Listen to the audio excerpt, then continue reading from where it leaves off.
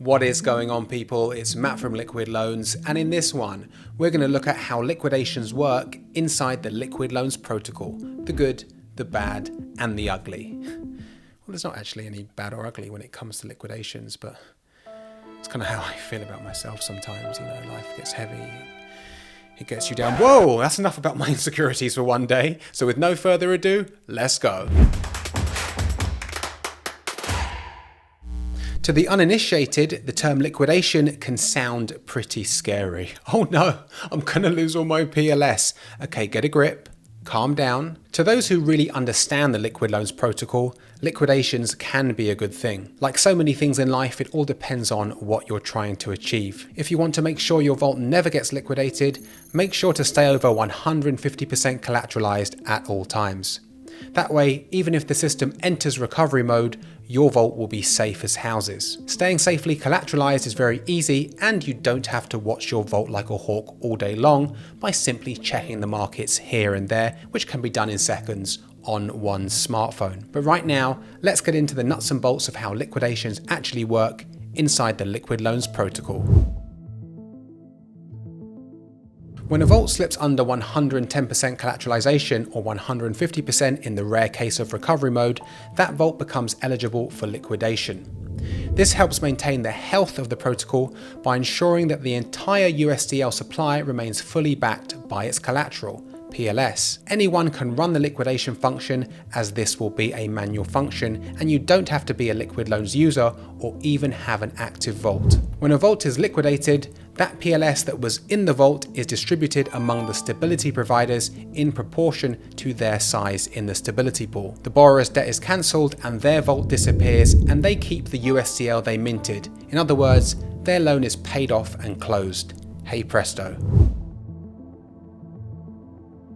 The stability pool absorbs any liquidated vaults and collectively pays off their debt. But what happens if the stability pool is empty when a liquidation occurs? Put simply, this will almost certainly never happen. However, if it were to happen for whatever reason, the system uses a secondary liquidation mechanism called redistributions, where the system redistributes the debt and collateral from liquidated vaults to all other existing vaults. The redistribution of debt and collateral is done in proportion to the recipient vault's collateral amount. So what about some of the benefits of being a stability provider from liquidations? As liquidations happen just below the collateral ratio of 110%, if you're providing stability, then you will likely experience a net gain whenever a vault is liquidated.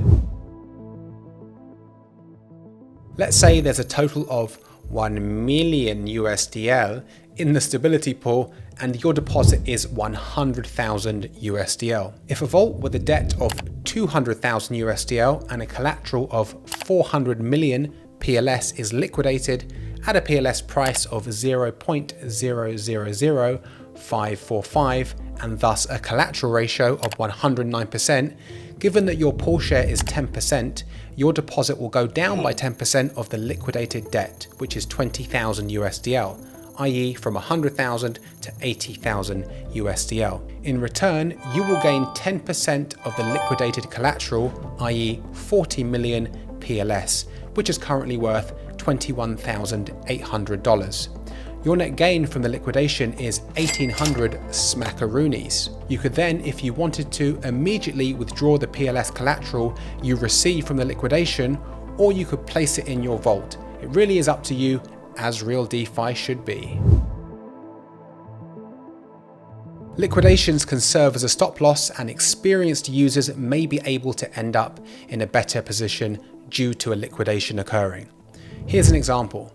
Imagine you have $100,000 in PLS and so does your friend. You draw a $70,000 loan in the form of USDL, but your friend does not.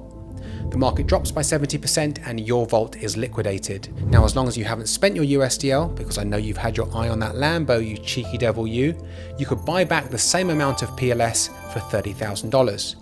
You and your friend would now still have the same amount of PLS as you began with, but you would have an extra 40k in USDL. So the question begs, how hard would you rub it in your mate's face? Nah, we wouldn't do that around here, we're far too mature. Well, maybe a text message calling him a loser, come on, a bit of friendly banter.